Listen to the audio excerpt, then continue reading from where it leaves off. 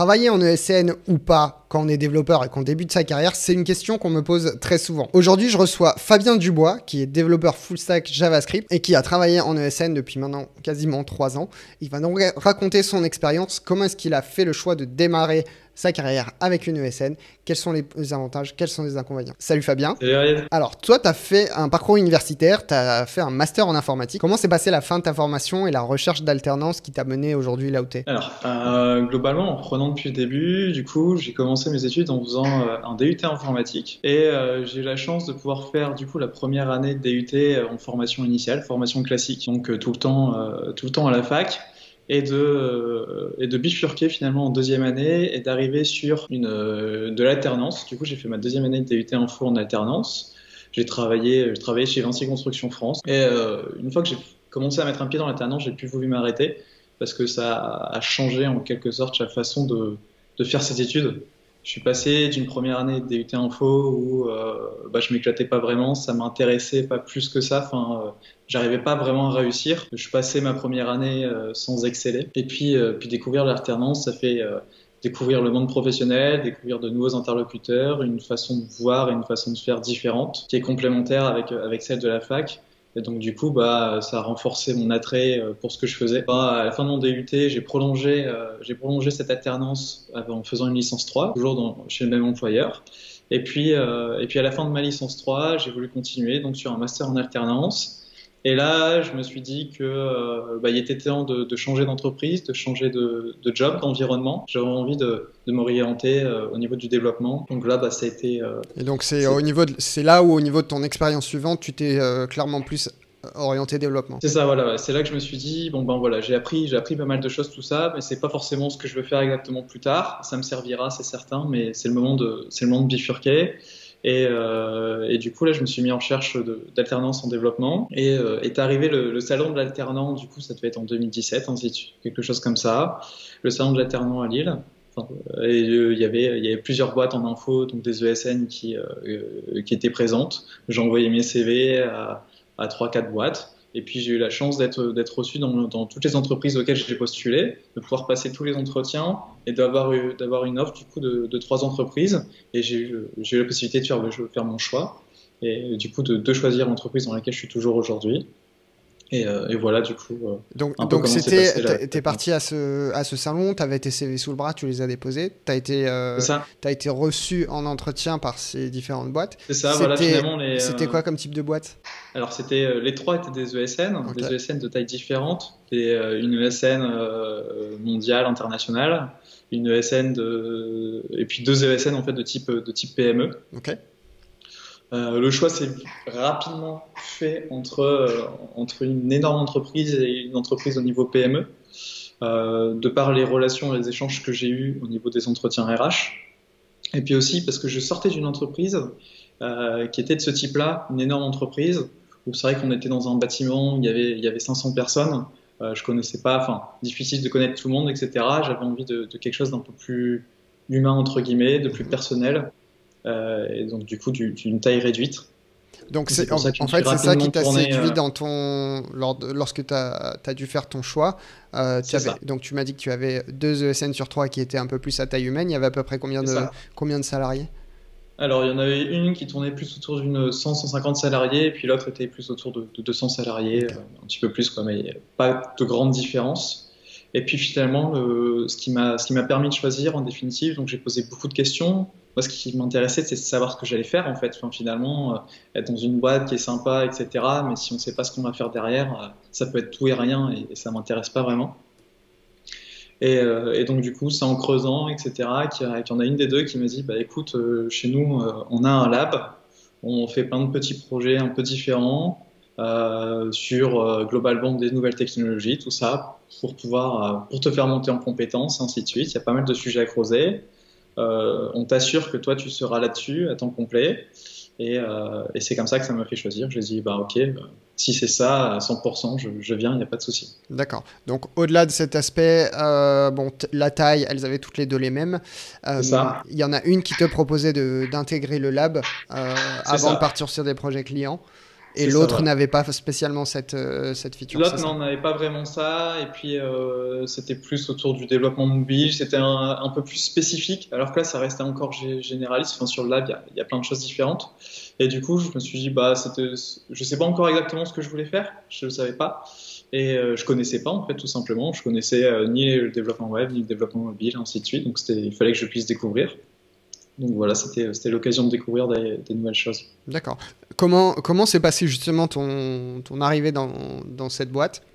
Donc tu es en contrat d'alternance à ce moment-là, et puis tu as monté en compétences pour que tu sois capable de contribuer sur les projets de la boîte. Alors, ce qui est marrant, c'est que du coup, globalement, les entretiens se passent avant l'été, et puis j'arrive en septembre dans l'entreprise, et puis courant l'été, j'appelle l'entreprise, je leur dis sur quoi je vais travailler, je voudrais pouvoir me former avant. J'avais pas vraiment confiance en moi, mes compétences en développement étaient vraiment minimes. Voilà, j'avais fait 3 scripts en PHP et un Sudoku. Ça s'était arrêté là, donc c'était pas incroyable. Et du coup, je suis arrivé dans le SN, et les premiers jours, ça s'est très bien passé. L'intégration était très bien faite. Alors du coup, est-ce qu'ils t'ont donné quelque chose à pratiquer avant ou même pas et tu arrives? Non, ils m'ont dit t'inquiète pas, il n'y a pas de souci, on est conscient de ça, c'est de l'alternance, on sait que t'es junior, tu vas arriver, etc. L'important, c'est l'état d'esprit globalement, et que voilà, les compétences techniques, elles vont venir, on va te faire monter en compétences, et t'es là pour ça. Okay. Donc rassuré de ce côté-là, plus ou moins. Et puis l'intégration s'est très bien passée. Alors l'intégration niveau humain, enfin niveau un peu RH, c'était top, parce que j'ai rencontré tous les responsables un peu de l'entreprise, ceux qui étaient donc à la fois celui qui était donc le DG de la boîte, et puis un commercial, un responsable de centre de service, etc. Ils m'ont tous expliqué quel était leur métier au quotidien. Voilà, c'était à la fois moi pour me présenter un petit peu à eux, puis eux aussi pour me présenter un peu la boîte et le travail. Donc ça, c'était vraiment top. Et puis rapidement, je suis arrivé donc au bout d'un ou 2 jours. J'ai été sur un projet au niveau de l'IoT, etc. Il y a quelqu'un qui me supervisait un peu de près, de loin. Et puis je lui rendais des comptes, ainsi de suite. Donc au début, c'était très peu technique. J'étais un peu dans mon coin aussi à chercher. Et puis j'ai vite évolué, tout en restant dans le lab, en faisant plein de petits projets, les uns toujours un peu mieux que les précédents, un peu plus difficiles techniquement à réaliser. Et donc voilà, ça s'est passé. Parle-moi un peu de ces petits projets justement. Donc tu pars de zéro techniquement par rapport à ce qu'ils attendent. Voilà. Ils te mettent quelque part et ils te donnent c'est quasiment des exercices en fait à faire et à enchaîner. Alors ouais, ça va être quasiment des exercices, mais ça va être donc il y avait un peu une conduite de l'innovation dans l'entreprise, qui était de dire une fois par semaine, ils faisaient une réunion avec différents interlocuteurs, où ils se disaient en ce moment, comme technologie ou comme projet, il y aurait ça à tester, etc. Et puis, donc c'est des sujets qui sont assez vagues, pas forcément très bien délimités, mais du coup qui permettent d'être creusés. C'est-à-dire que si on m'a donné des sujets, et puis j'ai pu les approfondir si j'en avais envie. Donc voilà, j'ai commencé avec un petit truc sur de l'IoT. On a même commandé un bouton avec un capteur de température. On a utilisé IoT Hub d'Azure. Donc c'était un petit peu de tout. Au début, c'était assez brouillon, un peu bricolage. Et puis il y a eu d'autres petits projets. Il y a eu un projet où j'avais fait une cabine d'essayage connectée, donc avec un écran Angular. Ils avaient commandé un écran tactile, etc. Un back-end en Node.js, une petite application, tout tourné sur Docker, etc. Donc il y avait quelqu'un qui m'aidait régulièrement pour monter en compétences techniques. Ouais, c'est ce que j'allais dire, parce que là on te lançait dans un bain avec du Node.js, de l'Angular, du Docker, tout ça en démarrant le développement web. C'est ça, ouais, ça s'est fait. Alors ça s'est fait, du coup, le moment en lab, ça a duré en gros 6-7 mois. Sur ça, j'ai fait il y a ce projet-là, j'ai fait un projet qui consistait à voir ce qu'était une architecture microservice. J'ai déployé Kubernetes sur 3 PC fixes en local, ainsi de suite, et puis étudié ce qu'est une architecture microservice. Et ça s'est terminé sur une présentation, donc ils appelaient ça un Wikidej, mais globalement, le temps d'un midi, il y a une bonne partie des collaborateurs qui reviennent à l'agence, et j'ai fait une présentation d'une architecture microservice, des pour, des contre, et ainsi de suite. Ça en est suivi une séance de questions-réponses. Donc dans la plupart des exercices, si on peut dire. Il y avait des livrables. C'est ça qui était intéressant. C'était ça l'enjeu. Il y en a il y a un des POC qui s'est monté avec un client. Il y a eu un livrable à la fin qu'on a délivré au client et ainsi de suite. Donc ça, c'était top. Et puis pendant ce temps-là, ça me permettait aussi de connaître tous les gens qui travaillaient sur le centre de service, de les rencontrer, de discuter avec eux, d'aller vers eux parce que des fois, j'arrivais pas à m'en sortir et je demandais tiens, tu peux m'aider. Je t'interromps, mais est-ce que tu peux expliquer ce qu'est qu'un centre de service parce que tous ceux qui vont regarder cette vidéo ne savent pas forcément. Alors un centre de service, ils sont pas forcément présents dans toutes les ESN. Des ESN en ont, des ESN en ont pas. Celui-ci, en l'occurrence, est dédié à la création et à la réalisation de projets réalisés au forfait. Ça veut dire que globalement, il y a un client qui vient avec une problématique. Nous, on lui propose une solution et on négocie un nombre de jours hommes à réaliser. Donc voilà, si on fait un projet à 200 jours hommes, ensuite il y a des équipes sur le centre de service qui ont des disponibilités pour réaliser ces projets. D'accord. Et c'est fait au sein de l'agence, dans les bureaux de l'agence. C'est ça, voilà, c'est fait au sein de l'agence. C'est la spécificité en fait du CS, c'est que c'est à l'intérieur de l'agence. Et du coup, qu'on travaille dans l'entreprise et qu'on n'est pas en prestation chez un client. C'est important quand tu démarres d'être physiquement avec tes collègues et de... Alors, oui, c'est important. Mais finalement, est-ce que si j'avais été chez un client dès le début et intégré un petit peu comme ça en prestation chez un client, finalement, mes collègues seraient devenus ceux du client et ça n'aurait pas été mauvais pour autant. Mais là, clairement, ça a été un plus de pouvoir, déjà le lab, de pouvoir discuter avec tous les gens du centre de service qui faisaient tous un boulot de développeur, mais aussi de relations clients, etc. Voilà un peu comment ça s'est passé. Comment s'est passée la fin de ton alternance entre le moment où tu as terminé la partie montée en compétences et centre de service? Est-ce que tu es passé chez le client pendant ton alternance ou est-ce que ça a attendu la fin de l'alternance? Alors, donc globalement, j'arrive en alternance, je fais mes 6 mois de lab et forcément, je suis toujours sur le CS. Je parle aussi avec des gens pas mal sur le CS. Et là, ils me disent, écoute, il y a un nouveau projet qui arrive. Les technos, c'est ça, c'est Angular. On va faire du Node.js. Il y aura du déploiement, etc. On est 3 personnes. Faudrait que tu puisses. Est-ce que tu peux nous accompagner dessus, tout ça? C'est un projet, ça part d'une patte blanche. Il va y avoir de la conception, de la réflexion, peut-être un peu de design, etc. J'ai dit, top, super, c'est parti, on y va.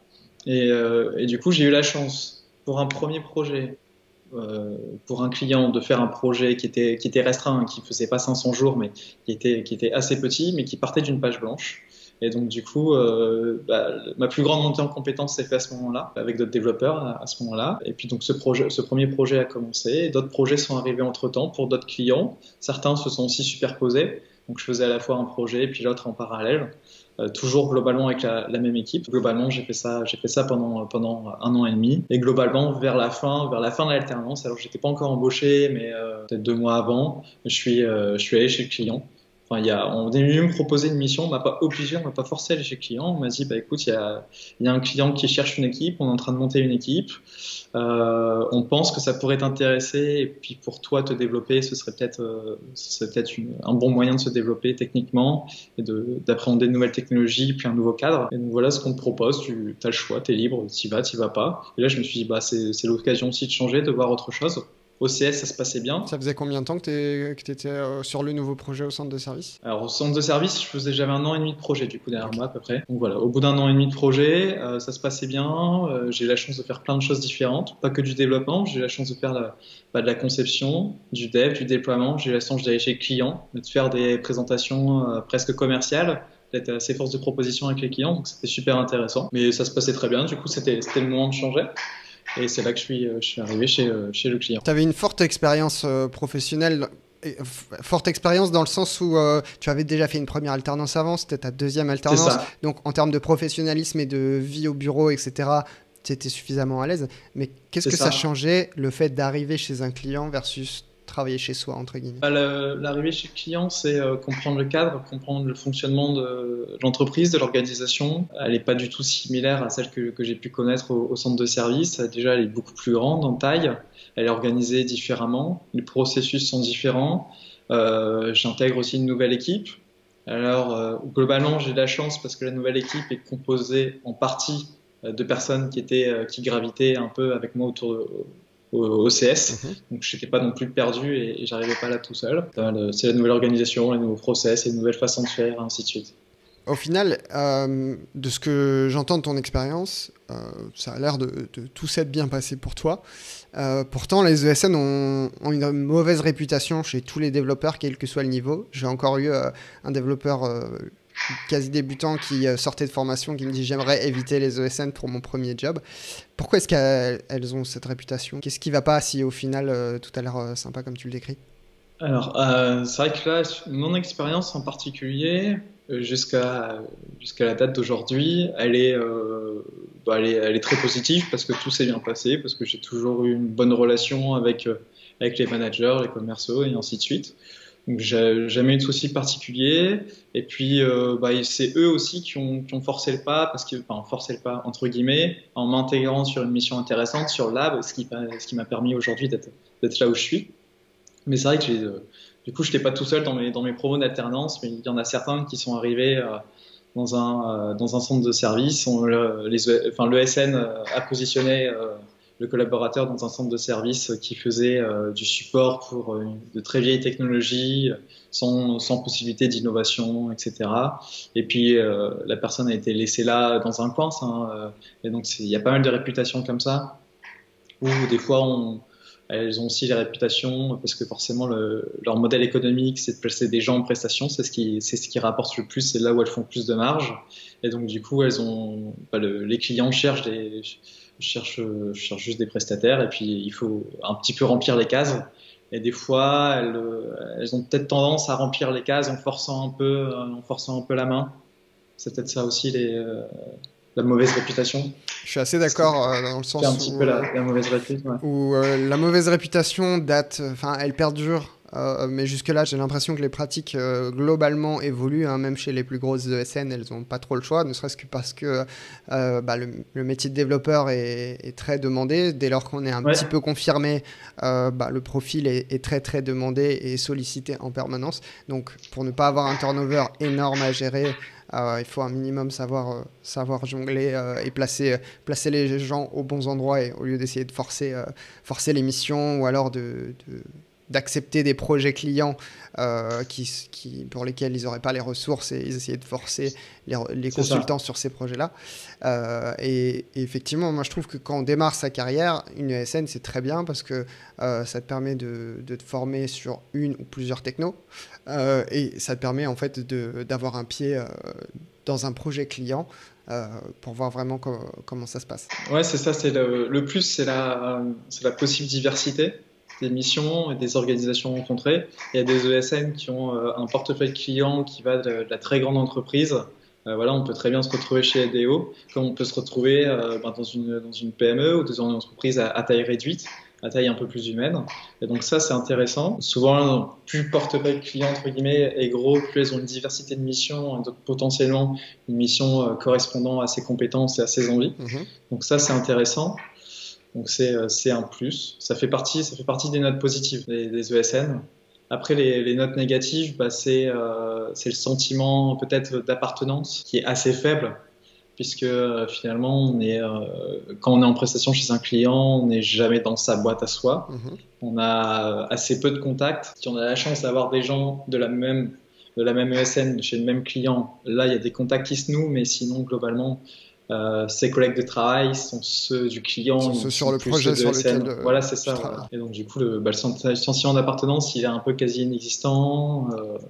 C'est ça qui est une note négative. Socialement, est-ce que vous aviez des événements? Est-ce qu'ils essayaient d'organiser des événements? Est-ce que tu sentais qu'il y avait des attentes de la part de ton ESN de participer à ces événements entre guillemets after work, déj ou autre hors boulot? Oui, il y a des événements qui sont organisés assez régulièrement, qui sont top, qui permettent de se retrouver et d'échanger. Après, oui, il y a une attente certaine forcément, une fois qu'ils ont été organisés, c'est quand même mieux d'y participer. Mais après, on ne nous forçait pas la main non plus pour y participer. Donc, c'était un peu au choix de chacun. Mais ça suffit pas à construire une relation plus forte ou plus durable. C'est finalement un cabinet qui, quelque part, nous place en prestation. Nous, on s'y retrouve parce qu'on l'a dit, on a une diversité de missions, ça nous permet de monter en compétences. On voit des choses différentes, etc. Puis, on n'est pas obligé de rester plusieurs années chez un même client, on a la possibilité de changer régulièrement. Mais c'est vrai que si on a envie d'évoluer au sein de l'ESN, etc., ça devient plus compliqué, c'est plus délicat, comme on n'a pas de relation directe avec la boîte. Tu parlais d'évolution, comment est-ce que tu vois la suite de ta carrière? Est-ce que tu as plus envie de t'orienter vers une expertise, vers une techno ou un écosystème en particulier? Est-ce que tu as plus envie de rester généraliste ou passer dans du management? Comment tu vois la suite de ta carrière? Alors moi, pour moi, je me considère pas comme expert technique et je sais pas écrire les meilleurs algorithmes ou être très pointu techniquement, c'est pas ce que j'apprécie le plus, c'est pas ce que j'aime. Moi, j'aime bien être dans une équipe, dans un projet qui fonctionne, en faire avancer le projet. Moi, ce serait plus des responsabilités, du management, etc. Peut-être du lead d'équipe, de la motivation. Pas forcément être le lead tech ou l'expert technique parce que j'en ai pas les compétences. Oui, après, c'est normal aujourd'hui. Il y a des gens meilleurs que ça, etc.